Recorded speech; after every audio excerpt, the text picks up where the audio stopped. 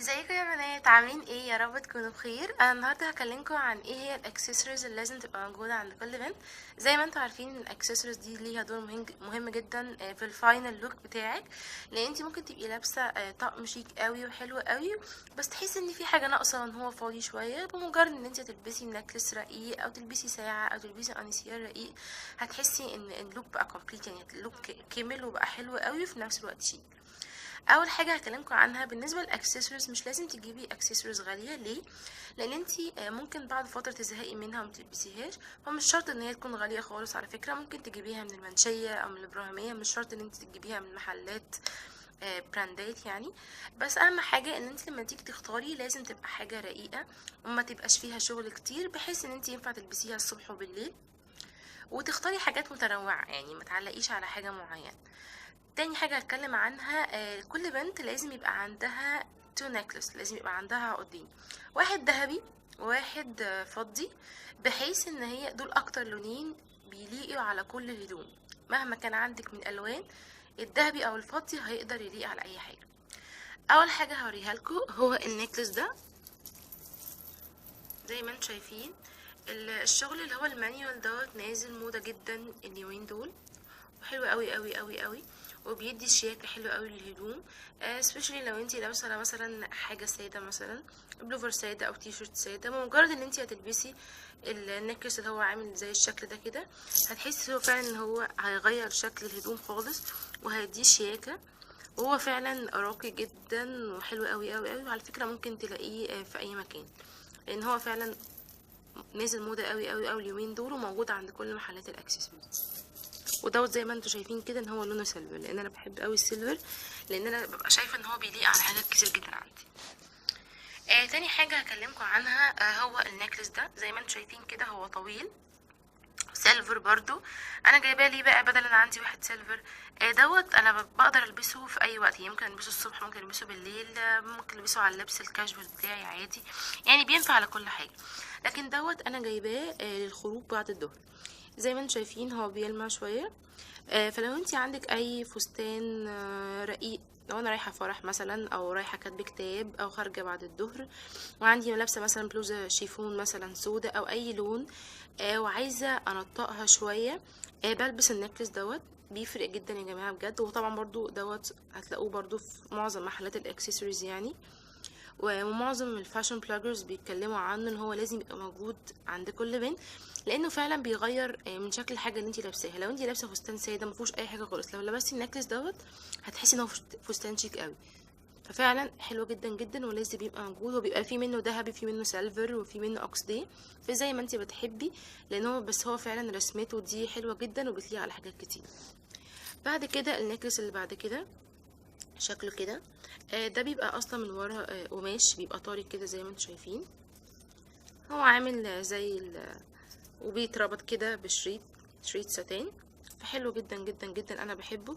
بيتلبس ده لايه؟ هو زي ما انتم شايفين هو لونه كحلي كحلي في ذهبي. انا بلبسه مثلا ممكن لو عندك اي شميز ابيض مثلا وهتلبسي فوقيه كارديان اي لون، هتحسي ان انتي الشميز ناقصه حاجه وان انتي عايزه تخليه شيك، وفي نفس الوقت مش عايزه حاجه عاديه. فانتي لو لبستي حاجه زي كده هتديله شياكة فظيعة. فعلا بيبقى شكله حلو جدا جدا جدا، وبيغير من شكل الشميز، وتحسي ان الطقم فارق معاكي. لو لبستي اشارب مثلا كحلي معاه بيبقى حلو قوي قوي قوي قوي، وفعلا بيبقى منظره في اللبس حلو جدا. الحاجة اللي بعد كده اللي انا هتكلم عنها هو النكلس دوت.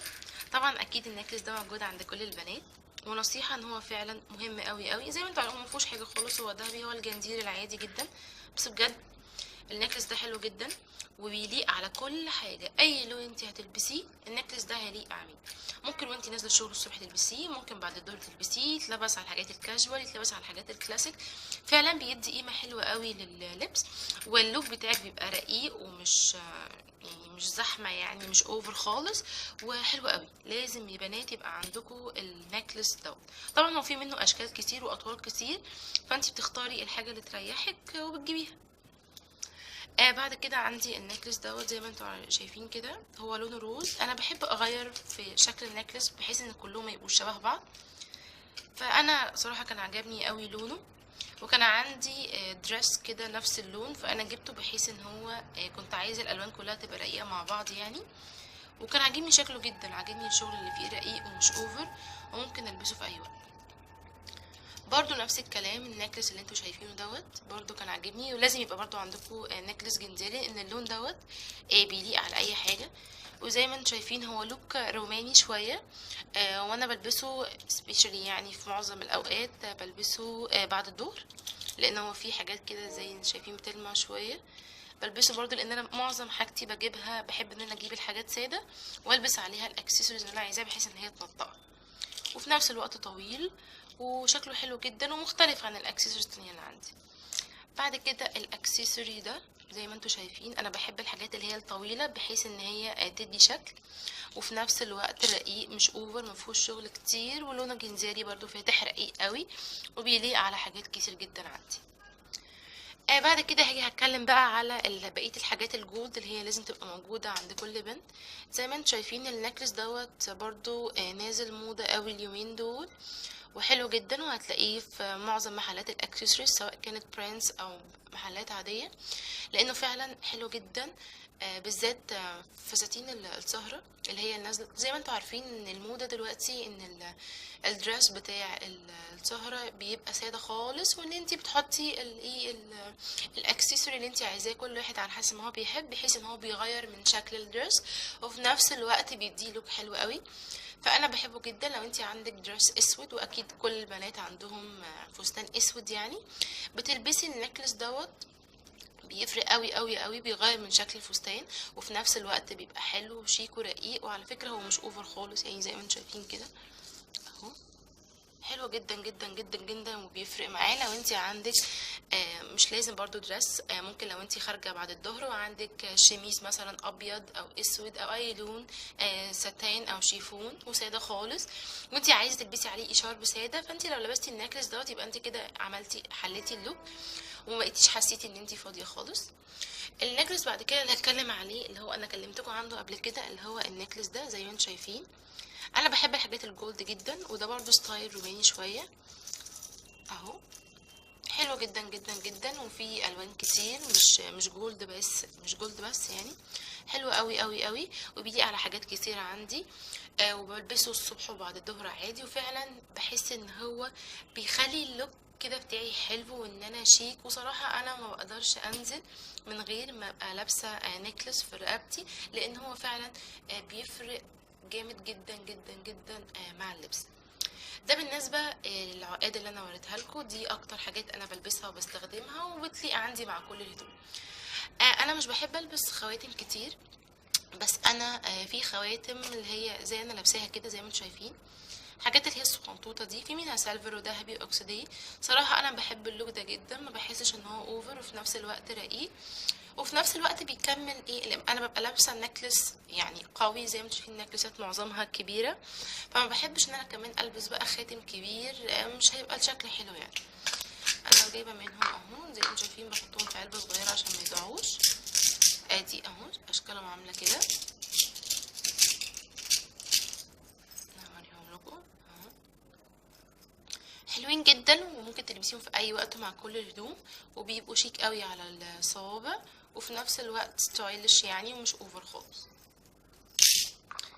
الحاجه اللي بعد كده اللي انا هتكلم عنها الساعات. طبعا كل البنات، انا بحب الساعات، في بنات ما بتحبش الساعات، بس انا بحب جدا الساعات، وبحس ان هي فعلا بتفرق وبتدي لوك مختلف جدا، وفي نفس الوقت بتدي شياكه. زي ما قلت لكم لازم كل بنت يبقى عندها نكلس ذهبي ونكلس سيلفر، برضو كل بنت لازم يبقى عندها ساعه سيلفر وساعه ذهبي. زي ما انتوا عارفين شايفين كده الساعه السيلفر ديت انا بلبسها طبعا لو انا هلبس نكلس سيلفر بلبس معاها الساعه السيلفر، هي حلوه قوي وشيك زي ما قلت، برضو مشهوره يعني حلوين قوي. لو انت لقيتي اي ساعه شبه كده هاتيها، حلوه جدا وبتدي شكل الايد حلو وبتبقى شيك قوي مع الهدوم.